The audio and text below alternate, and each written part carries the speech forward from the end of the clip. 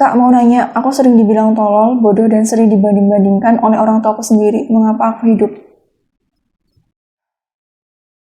Assalamualaikum warahmatullahi wabarakatuh. Sebelumnya, mohon maaf lahir dan batin untuk teman-teman semuanya. Semoga Allah menerima ibadah puasa kita selama bulan Ramadan kemarin, dan juga untuk setelah Ramadan ini, semoga kualitas dan juga kuantitas ibadah kita semakin bertambah mantap. Amin ya rabbal alamin. Di video ini aku ingin menanggapi komentar dari yang teman-teman tinggalkan, dan salah satunya di video Toxic Parent, karena banyak banget yang meninggalkan komentar-komentar dan cerita-cerita tentang hubungan dengan orang tuanya yang sangat berharga dan bisa kita ambil pelajaran di sana. Sebelumnya aku ucapkan terima kasih. Dan salah satu komentar itu adalah, Kak, mau nanya, aku sering dibilang tolol, bodoh, dan sering dibanding-bandingkan oleh orang tuaku sendiri. Mengapa aku hidup?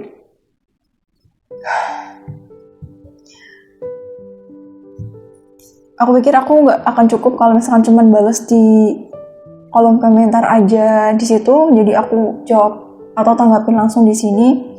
Untuk kamu, siapapun kamu yang meninggalkan komentar itu, terima kasih sudah berjuang sampai saat ini. Terima kasih sudah meninggalkan komentar dan menceritakan apa yang kamu rasakan. Terima kasih banyak. Terima kasih sudah berusaha untuk menyembuhkan luka yang kamu rasakan karena hubungan kamu dengan orang tua. Di sini kamu menyebutkan sering dibilang tolol, bodoh, dan sering dibanding-bandingkan oleh orang tua. Jadi yang pertama tentu menyakitkan mendapatkan perkataan semacam ini dari orang tua sendiri. Yang perlu dilakukan adalah kita tidak bisa mengontrol perkataan siapapun terhadap diri kita.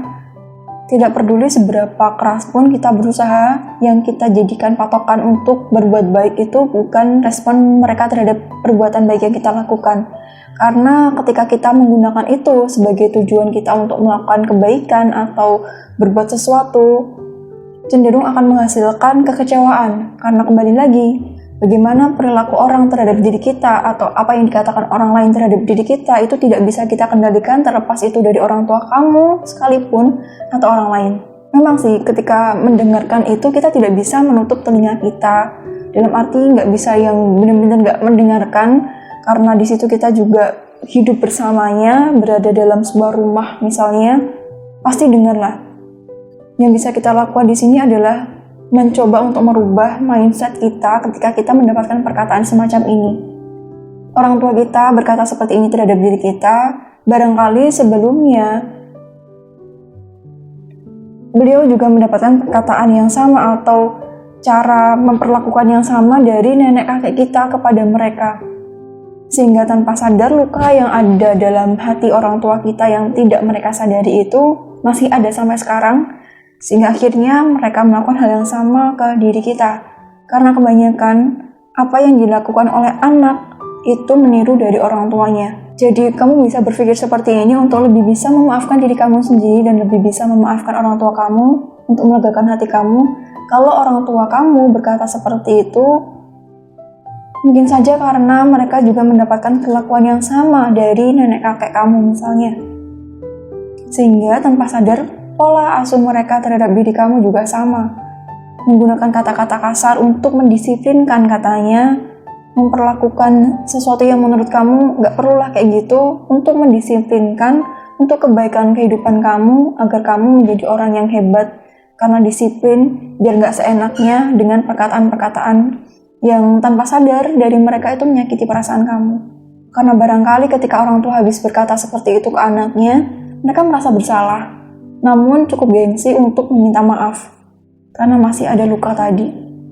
Dan ketika kamu punya mindset seperti ini, coba bilang ke diri kamu ketika sakit hati, mungkin saja mama, papa, ibu, atau bapak dulu mendapatkan perlakuan yang sama seperti ini dari nenek kakek atau yang lainnya, sehingga tanpa sadar luka yang masih ada dalam diri mereka, dalam hati mereka belum sembuh dan berakibat ke pola asuh yang sama dari nenek kakek ke mereka, dari mereka ke kamu, dengan berkata kasar dengan alasan untuk mendisiplinkan misalnya. Karena masa orang tua kita sama diri kita sekarang berbeda. Dulu otoriter sekali, dimana ketika kamu tidak seperti ini akan mendapatkan hukuman tanpa dijelaskan kenapa kamu harus melakukannya. Dan luka-luka itu yang tanpa sadar masih ada menumpuk sampai saat ini, sehingga orang tua memperlakukan kamu dengan cara yang sama.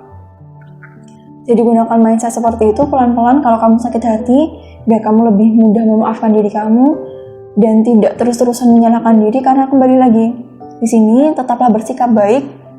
Bersikap baik bukan berarti menuruti semua perkataan orang tua, tapi kamu berkomunikasi dengan baik kepada mereka.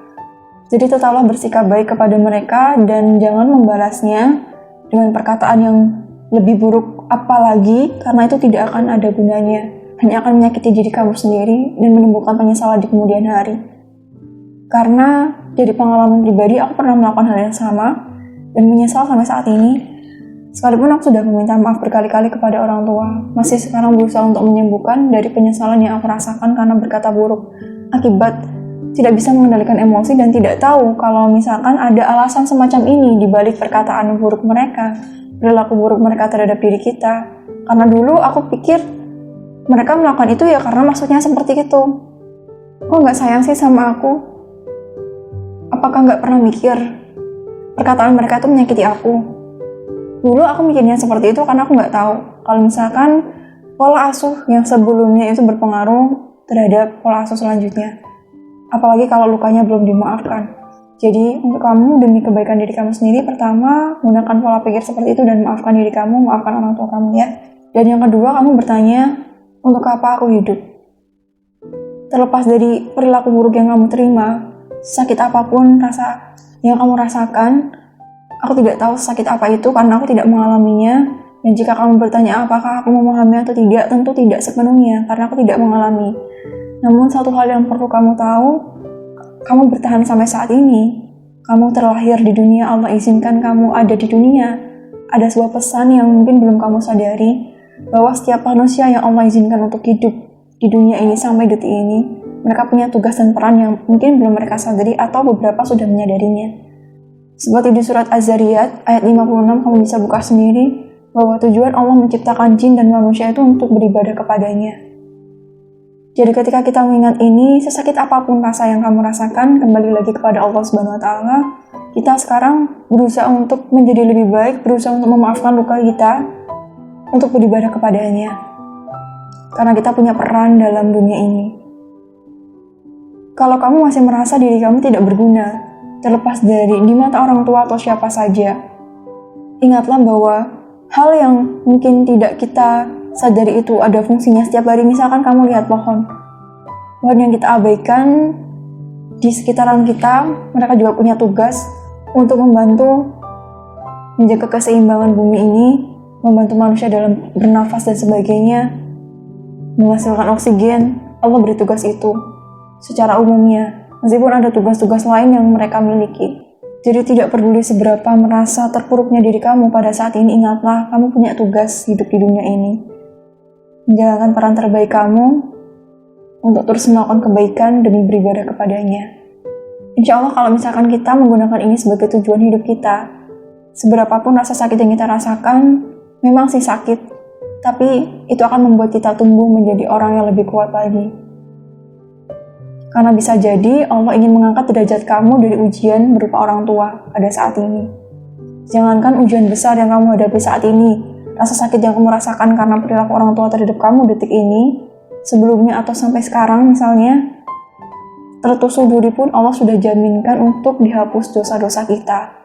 Apalagi masalah besar yang kamu hadapi saat ini, bersabar menghadapi orang tua. Aku tahu itu sulit. Maka dari itu karena sulit, jaminannya surga. Jadi bersabar ya. Bersabar itu bukan berarti kamu gak ngapa-ngapain, tapi bersabar adalah dengan berusaha untuk memaafkan orang tua kamu dengan menggunakan mindset atau pola pikir yang aku sampaikan tadi, dengan cara pandang seperti itu. Biar kamu lebih mudah bisa memaafkan orang tua karena mereka juga kasihan sebenarnya. Di zaman orang tua kita, mana ada parenting seperti ini, sekarang yang bisa kita akses dari mana saja, dulu mana ada. Hal-hal seperti ini dianggap yang belum dibutuhkan, tapi untuk saat ini kita tahu gimana cara mendidik anak, gimana perilaku seperti ini itu mengakibatkan seperti ini, sehingga kita lebih bisa belajar, sehingga kita bisa lebih membuka mata untuk lebih bisa memaafkan dan mengatasi gangguan rasa yang kita rasakan. Jadi seperti itu untuk kamu. Terima kasih sudah berjuang, terima kasih sudah bercerita, terima kasih sudah berusaha untuk menyembuhkan diri kamu. Ingat, kamu punya peran yang hebat di dunia ini. Ketika kamu sekarang merasa apa ya, coba tanyakan kepada diri kamu lagi, karena aku yakin setiap hati kecil kita sudah Allah kasih pesan bahwa kamu tujuannya untuk menyebarkan kebaikan di dunia ini.